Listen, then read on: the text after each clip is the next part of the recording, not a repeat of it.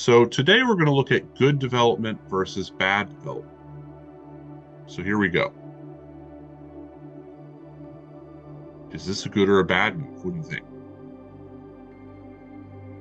If you were thinking it's a bad move, that's correct, because this knight does not actually attack the middle.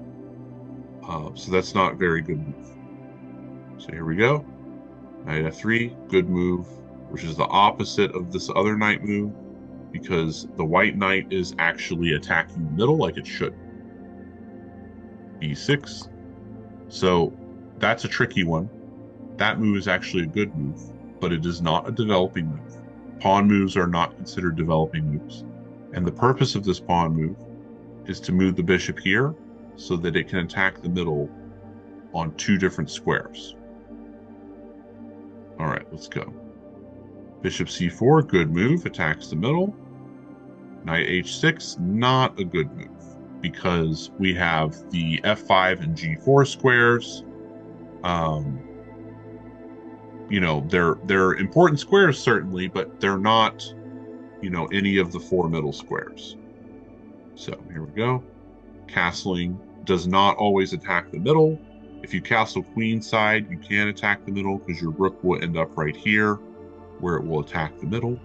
But here we are not attacking the middle, but we know it's important to get our king safe. So looks like they're going to try to bring their bishops out like this. Oh, sorry about that. Switched to the wrong lesson. Okay, so here we go.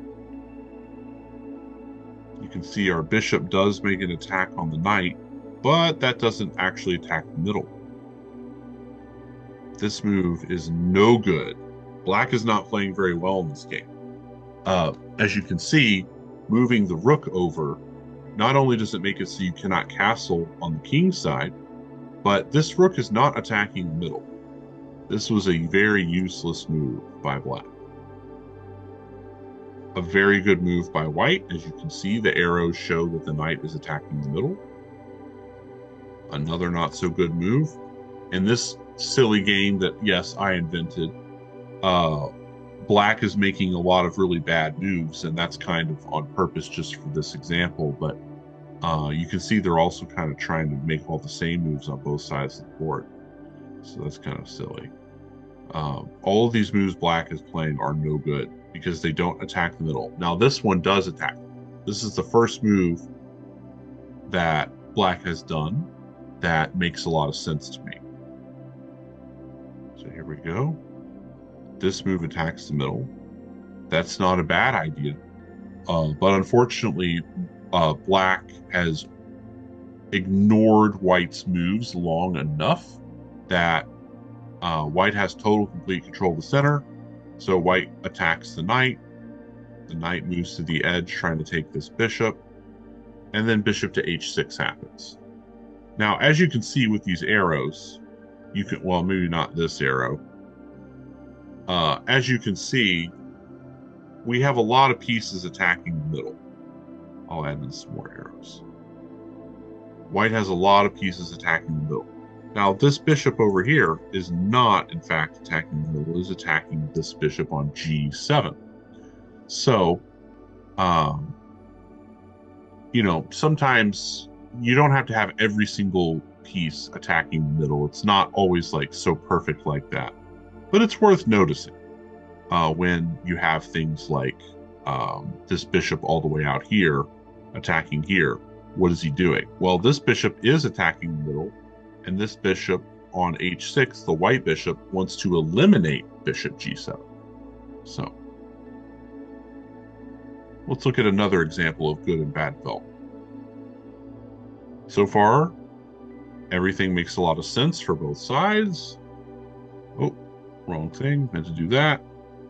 There we go. As you can see, the arrows are strongly indicating that everything is okay for both sides. So there you go. So in this position, both sides have adequate development, and both sides have, I would say a simple game. Okay, so let's see here. Here are 3 other examples of good development.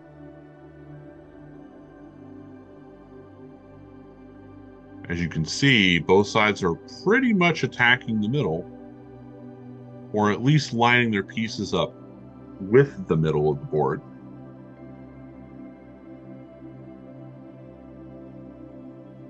And there you go. Both sides have developed all of their bishops and knights, and white has also developed a rook, which makes sense because white gets to go first, so they have like an extra move. So for white, the extra move was ultimately getting that rook to the e file. Let's look at this one now. Okay, let's see what goes wrong here. Or maybe nothing goes wrong. Yeah, so as you can see, this knight had to move technically 3 times, which is a lot of moves or decisions made to allow the knight to get all the way over there, but that's okay. You can see for the most part, both sides are in fact developing their pieces so that they attack the middle. So there we go. And both sides castle. I like to point that out. Castling is a developing move, even though it does not attack the middle.